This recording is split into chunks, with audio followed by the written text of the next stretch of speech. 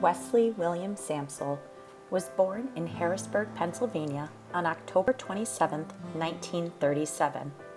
He was born to William Wesley Samsel and Gladys Ruth Klein. When Wes was just 11 years old, he began to attend a boarding school called the Milton Hershey School for Boys, located in Hershey, Pennsylvania.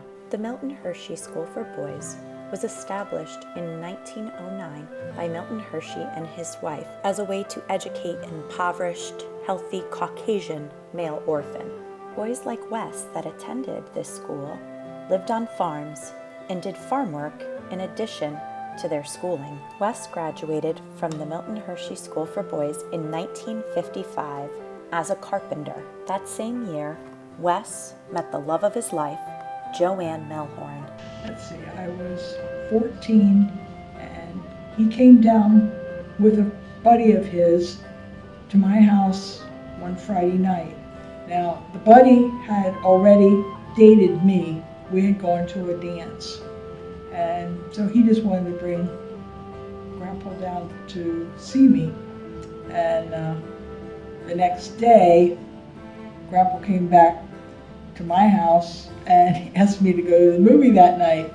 That was the end of their buddy relationship. From that time on, we were together until we got married the following year. Let's see, that was in November of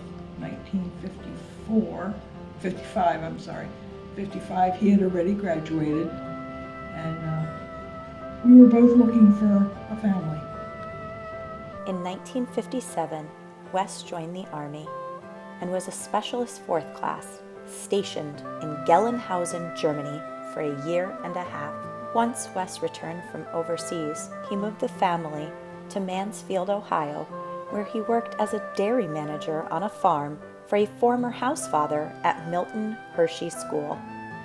But because the farm was sold in 1961, they had to move once again, back to their roots in Palmyra, Pennsylvania, where Wes was a grocery store clerk. In 1962, Wes, along with the family, made a big move to Bristol, Connecticut, where Wes began working at the New Departure Hyatt division of General Motors. Although it is evident that Wes is a hard-working family man, he did spend time enjoying music and theater. Music and theater were a huge connection for my dad and for me.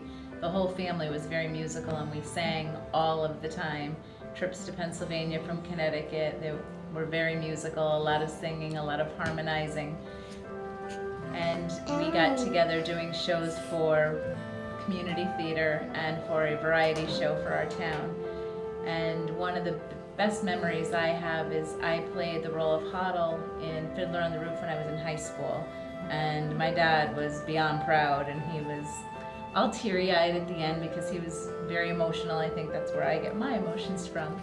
And he really loved the song I sang called Far From the Home I Love. So we had a friend, Frank, who had a restaurant and would do cabarets on the weekends, and he asked me to come do the monologue that led up to that song and do that song with him playing my dad. And it was extremely emotional, very hard, but a really great memory.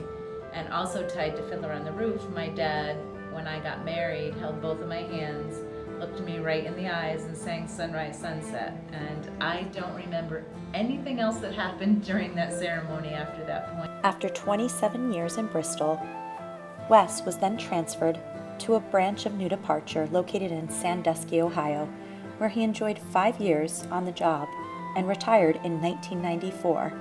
From there, Wes and Joe moved back to their roots in Harrisburg, Pennsylvania.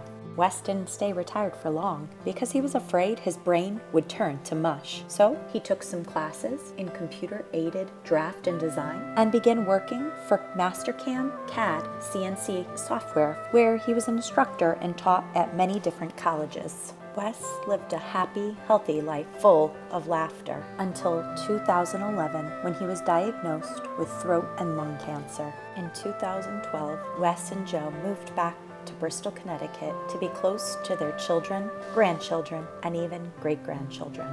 Although Wes's throat and lung cancer diagnosis seemed to improve, tragedy struck once again, and in 2012, Wes was diagnosed with brain cancer, a melanoma that was inoperable. After a hard-fought battle, Wes passed away on October 16, 2013. Wes was a man of many talents and many skills, and will be fondly remembered